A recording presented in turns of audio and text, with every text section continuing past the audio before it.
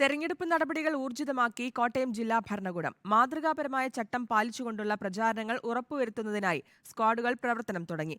പെരുമാറ്റച്ചട്ട ലംഘനമുണ്ടായാൽ കർശന നടപടിയെന്ന് കളക്ടർ അറിയിച്ചു. മാതൃകാ പെരുമാറ്റച്ചട്ട ലംഘനങ്ങൾ കണ്ടെത്തുന്നതിനും തുടർന്ന് നടപടി സ്വീകരിക്കുന്നതിനും വിവിധ മേഖലകളിലായി 174 സ്ക്വാഡുകൾ ജില്ലയിൽ പ്രവർത്തനം തുടങ്ങി.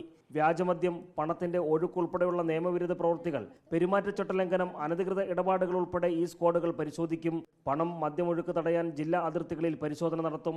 സംശയകരമായ ഇടപാടുകൾ റിപ്പോർട്ട് ചെയ്യുന്നതിന് ബാങ്കുകൾക്ക് ജില്ലാ കളക്ടർ നിർദ്ദേശം നൽകിയിട്ടുണ്ട്. 10 ലക്ഷത്തിന്റെ കൂടുതൽ ഏത് ട്രാൻസാക്ഷൻ നടന്നാലും അത് ബാങ്ക്സ് നമ്മൾ അറിയിക്കും. അത് നമ്മൾ ഇൻകം ടാക്സ് മുഖേന ഇത് ഇലക്ഷനുമായിട്ട് ബന്ധപ്പെട്ടതാണോ ഇല്ല എന്നുള്ളത് നമ്മൾ അന്വേഷിക്കും.